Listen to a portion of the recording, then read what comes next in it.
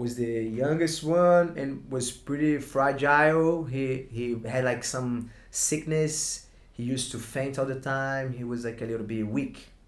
So Carlos was always leaving him a little bit on his side, you know, like man, like you're not ready for that, you know.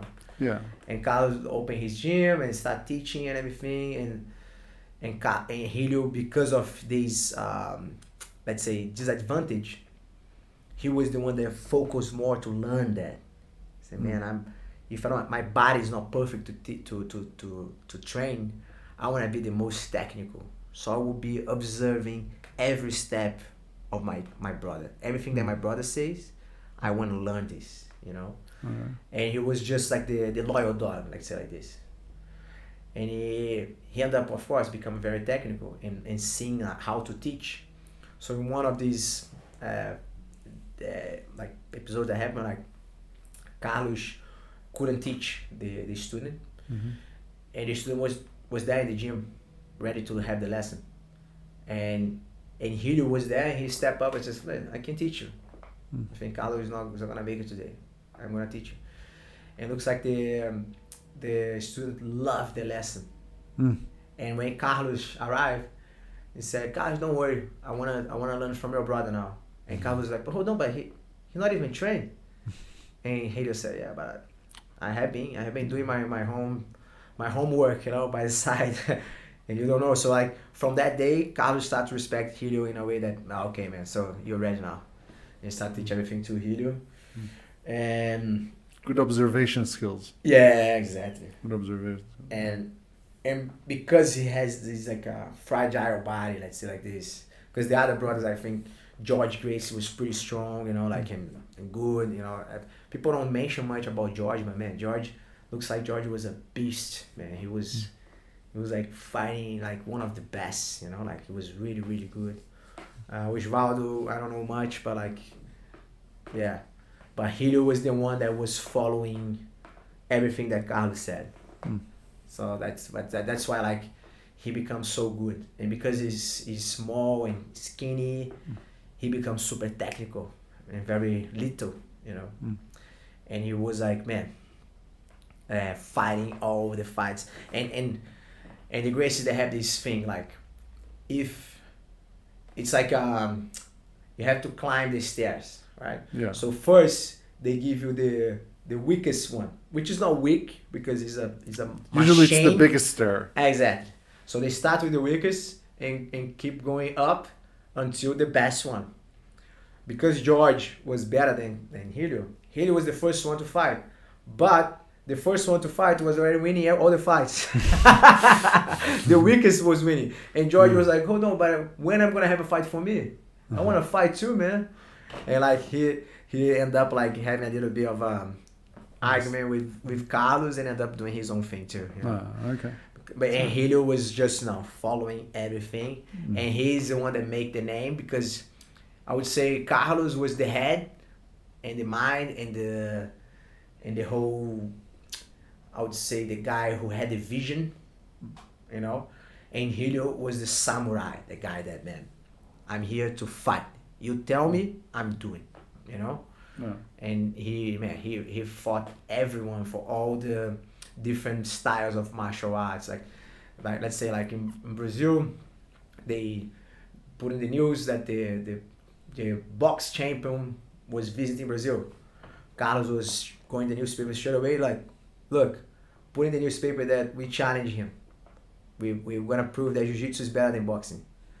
And man, sometimes they fight, sometimes they don't fight, but like they were challenging every single fighter, like wrestling, Greco-Romana, you know, like all of them, and just winning everything. And that's when jiu-jitsu the name of jiu-jitsu started to get created. I'm talking like, man, beginning of the century, you know, like over 100 years ago.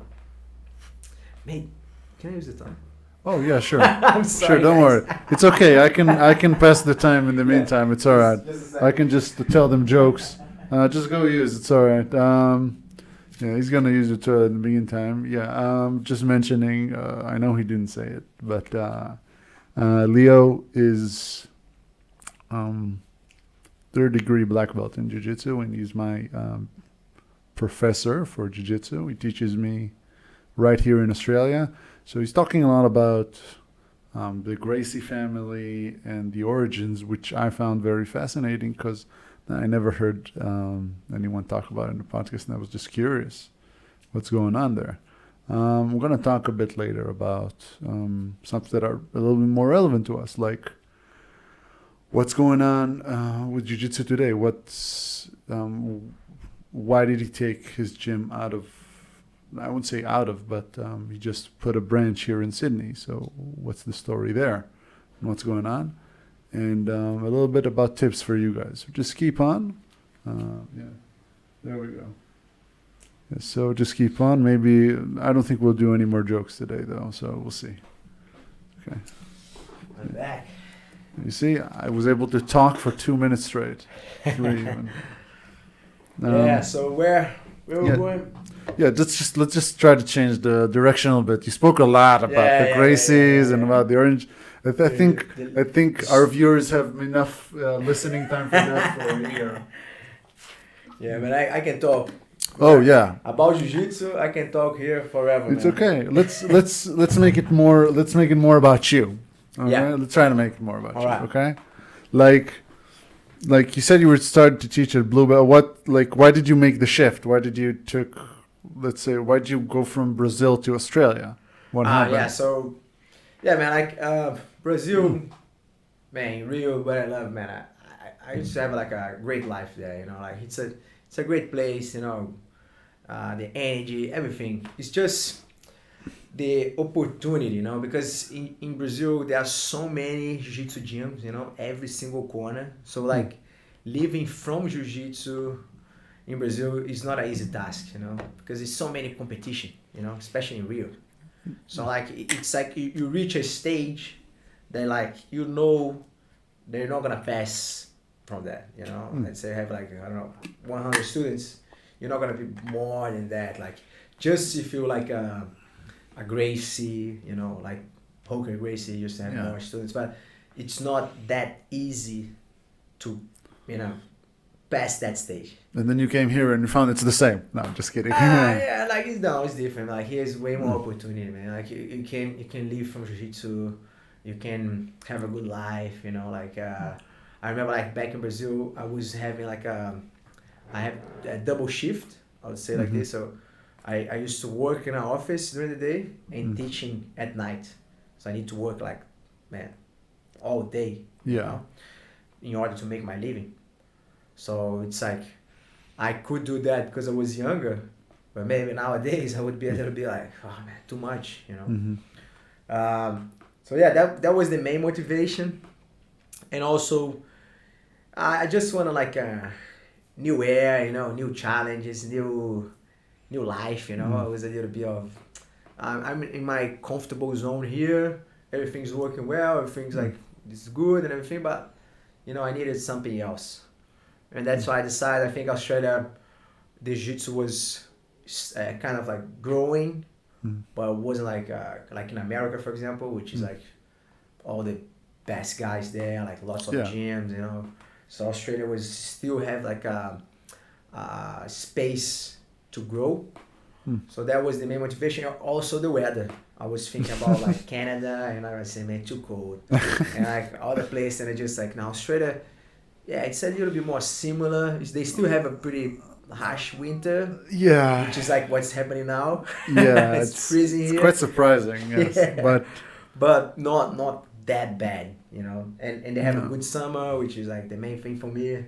So of course the first place that I found was close to the beach because I'm from here, so man, I need that beach vibe, you know. And yeah, then as soon as I arrived here, was challenged in the beginning because, you know, you're moving countries, like it's, you know, you're foreign here. So, man, you start from zero, and I just have the dream. I just have the will, but I didn't have any plan. I want to live from jiu-jitsu, but how? I don't know. You know, I didn't know anyone. I just come here and say, I'm going to have a try, you know, give it a go. Yeah.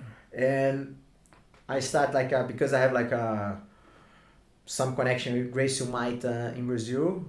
I came like and talked to the guys there, and I end up like knowing one of the guys. It's like, ah man, like I think I know you from Brazil, and he was the head coach of the Gurese, and I started did some training there and meeting the guys, and one of these guys, Alex Prates, he was like not like opening his gym like not very long ago, and not now but in the time, and he offered me an opportunity to work and teach there. I said, oh amazing, let's do it.